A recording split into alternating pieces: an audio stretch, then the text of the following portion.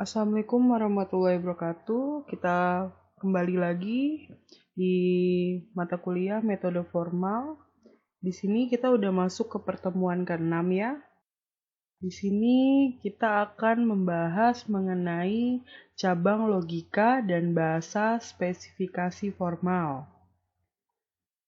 Di sini kita akan masuk ke materi pembahasannya. Yang pertama, cabang-cabang logika, di mana cabang-cabang logika ini kita akan membahas teori model, teori pembuktian, dan teori himpunan aksiomatik. Dan selanjutnya adalah bahasa spesifikasi formal atau Z, di mana itu nanti kita akan membahas set, relasi, fungsi, sequence, dan bug, dan skema dan komposisi skema. Pertama di sini kita akan membahas mengenai cabang-cabang logika. Yang pertama yaitu teori model, di mana pada dasarnya ada dua cara untuk menulis spesifikasi model. Yang pertama adalah mendeskripsikan properti dari suatu sistem, dan yang kedua adalah menyediakan model sistem melalui konstruksi bawaan.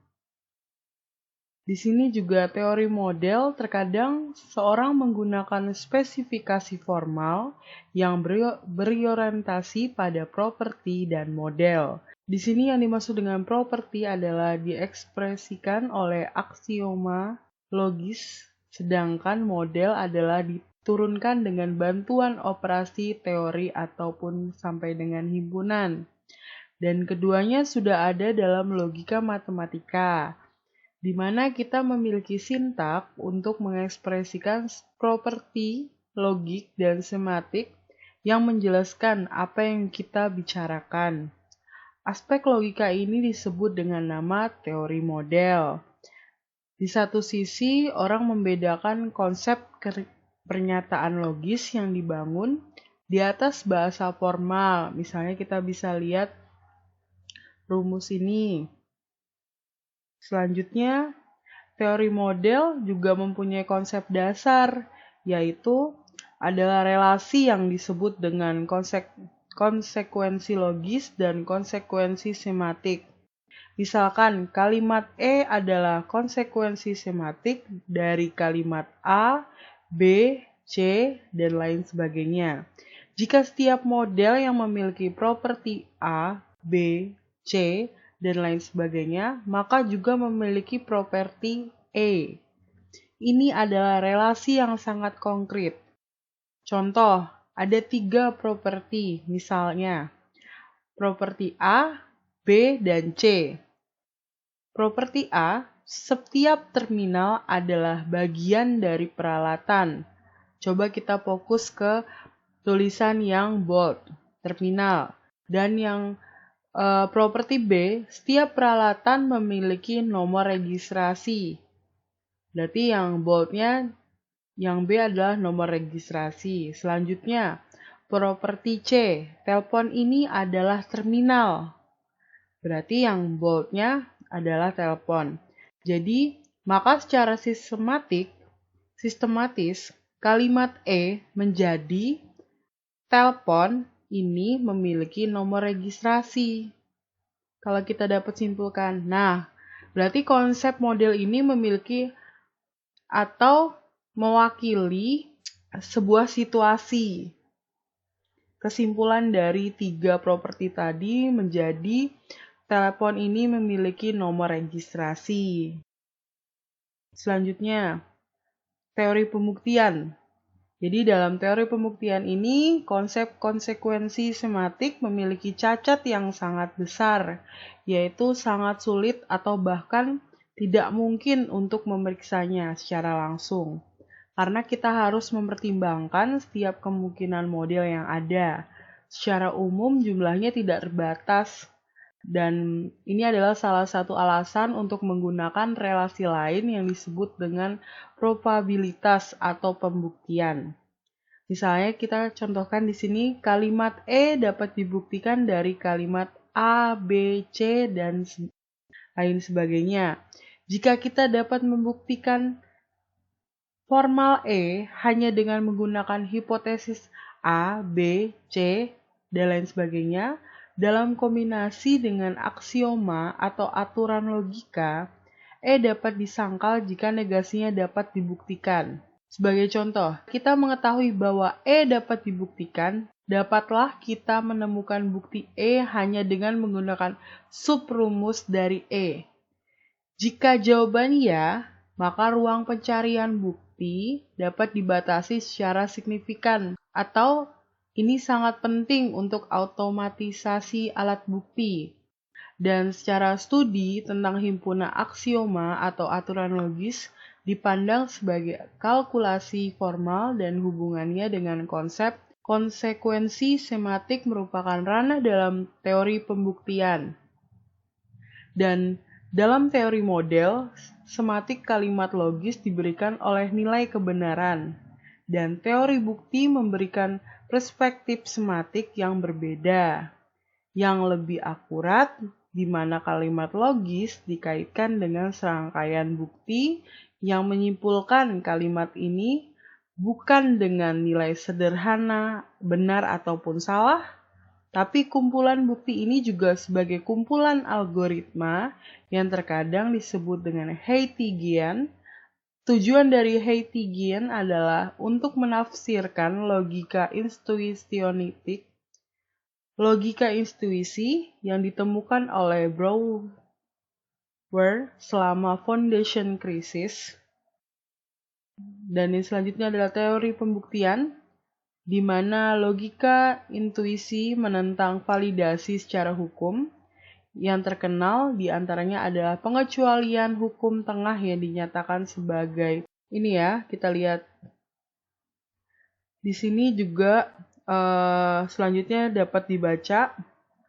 Oke, selanjutnya teori pembuktian juga di sini ada situasi umum sederhananya dapat dipahami. Selanjutnya, teori lainnya sebagai berikut, yaitu teori himpunan aksiomatik dan teori jenis. Itu adalah mengetik rumus, mengaksiomatisasi teori himpunan, dan teori komputasi. Selanjutnya, bahasa spesifikasi formal, di mana Z adalah bahasa spesifikasi formal berdasarkan teori himpunan Zermelo. Dan Z adalah pendekatan berorientasi model dengan model eksplisit dari status mesin abstrak, di mana spesifikasi Z bersifat matematis, di mana notasi matematika digunakan untuk spesifikasi, maka skema kalkulus digunakan untuk menyusun spesifikasinya. Dan skema kalkulus adalah cara untuk mengurangi spesifikasi menjadi bagian atau skema yang lebih kecil. Ini membuat spesifikasi Z sangat mudah dibaca karena setiap skema berukuran kecil dan berdiri sendiri. Skema sederhana adalah spesifikasi dari akar kuadrat positif dari bilangan real.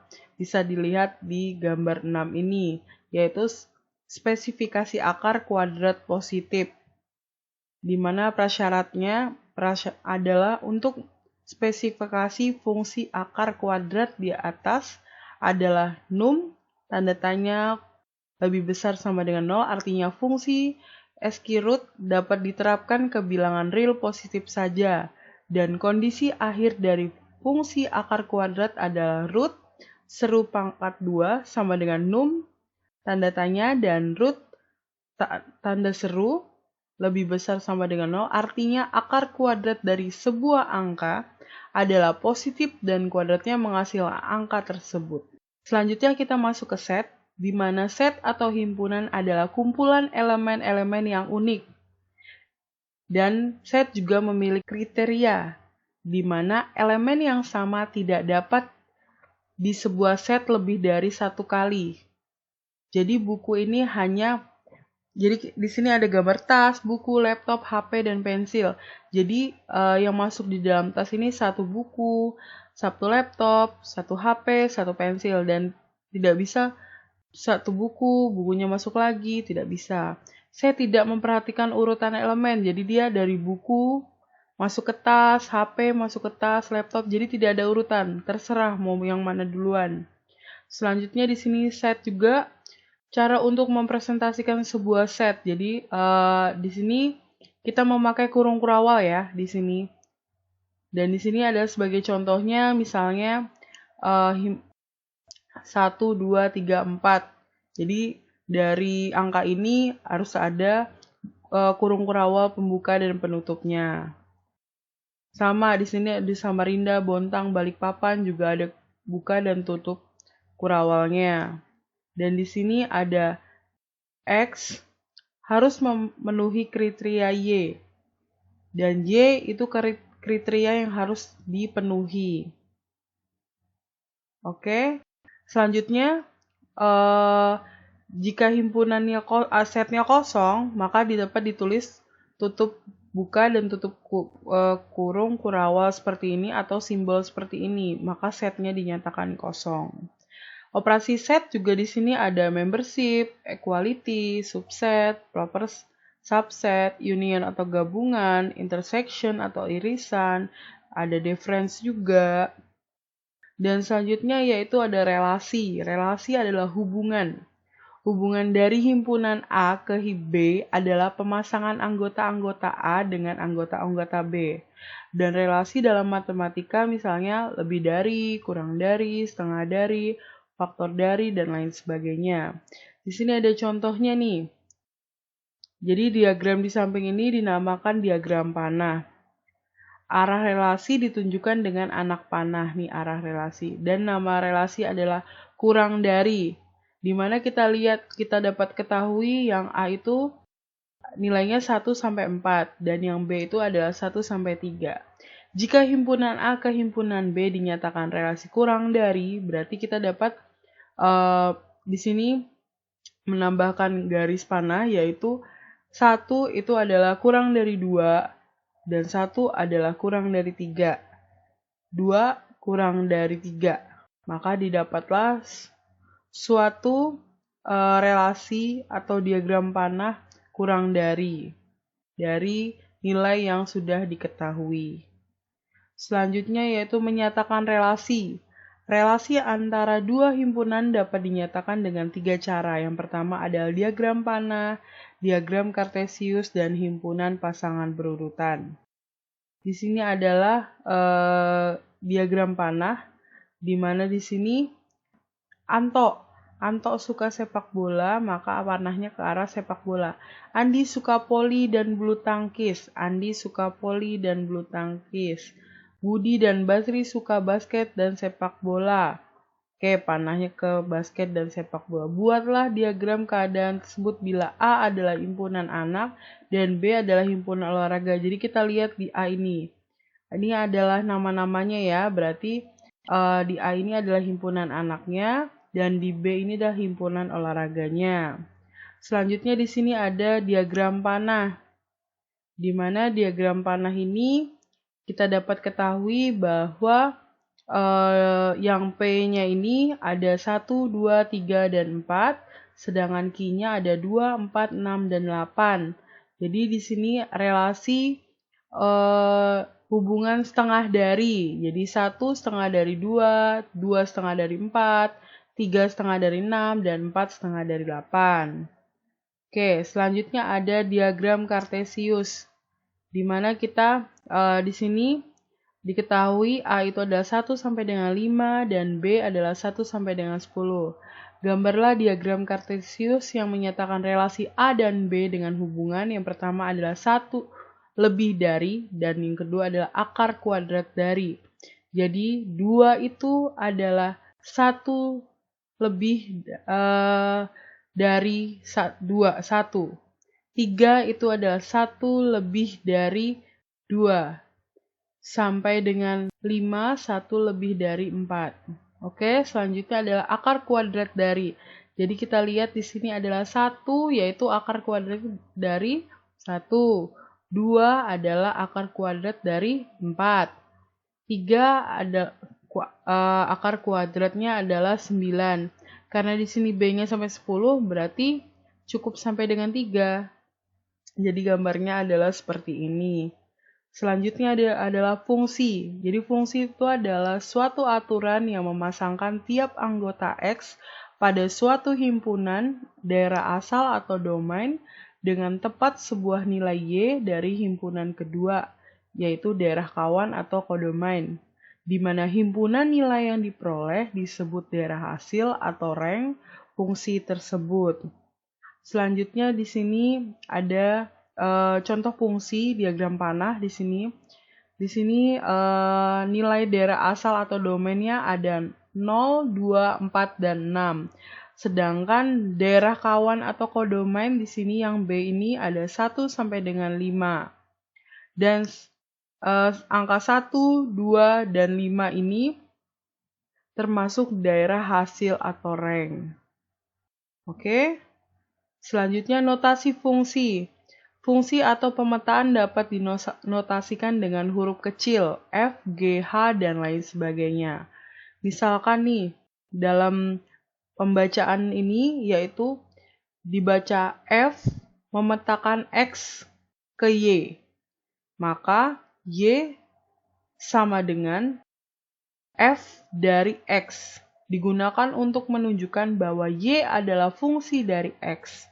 Suatu fungsi juga dapat dinyatakan dengan 3 cara, yaitu sama ya, tadi dengan relasi. Jadi diagram panah, diagram kartesius, dan himpunan pasangan berurutan. Selanjutnya kita masuk ke bahasa spesifikasi formal untuk sequence, urutan, dan back kantong. Urutan adalah fungsi dan urutan unsur-unsur yang diambil dari satu set X adalah fungsi yang terbatas dari set bilangan untuk X. Kita dapat lihat di sini notasinya. Pada umumnya urutan dalam spesifikasi bahasa Z memiliki aturan yang sama dengan model matematika yang ada. Bak mirip dengan set, kecuali bahwa mungkin ada beberapa kejadian dari setiap elemen di dalam bak. Elemen bak dengan tipe X didefinisikan sebagai fungsi parsial dari tipe elemen bak menjadi bilangan bulat. Dan yang dimaksud dengan bak tipe X adalah sebagai berikut. Kita lihat di sini. Oke. Selanjutnya, sequence urutan dan back kantong. Misalkan sekantong kelereng dapat berisi 3 kelereng biru, 2 kelereng merah, dan 1 kelereng hijau. Ini dilambangkan dengan B sama dengan BBB, G, RR. Bak kelereng dilambangkan dengan bak marble sama dengan marble sampai dengan N1, sehingga menentukan fungsi dengan jumlah kemunculan suatu elemen di dalam kantong. Untuk contoh di atas, hitung marmer B berarti sama dengan 3, dan hitung marmer Y yaitu 0, karena tidak ada kelereng kuning di dalam kantong. Ini didefinisikan secara formalnya. Jadi sebagai berikut. Jadi jumlah convex X, Y sama dengan 0, berarti Y tidak elemen bak X. Oke, karena tadi kita lihat tidak ada kelereng kuning, maka kita dapat menuliskan Y bukan elemen dari bak X. Oke. Selanjutnya, sebuah elemen Y ada di kantong X jika dan hanya jika Y ada di dalam domain kantong X. Oke, kita dapat menuliskan seperti ini. Selanjutnya, gabungan 2 kantong kelereng B1. Jadi ini kita gabung ya. Di sini ada B1 isinya, dan di sini juga ada B2, dan diberikan oleh B1 union B2 secara formal didefinisikan adalah sebagai berikut. Dan bak dapat digunakan untuk mencatat jumlah kejadian setiap produk di gudang sebagai bagian dari sistem inventaris. Selanjutnya, bak dapat digunakan untuk memodelkan jumlah item yang tersisa untuk setiap produk di mesin penjualan otomatis. Di sini ada spesifikasi mesin penjualan otomatis untuk menggunakan bak. Selanjutnya, Untuk pertemuan kali ini Ibu akhiri. Bisa buka website Skalsa untuk melakukan absensi dan mengerjakan tugasnya. Mungkin Ibu harapkan tugasnya dapat dikerjakan dengan baik. Mungkin cukup sekian kuliah hari ini. Wassalamualaikum warahmatullahi wabarakatuh.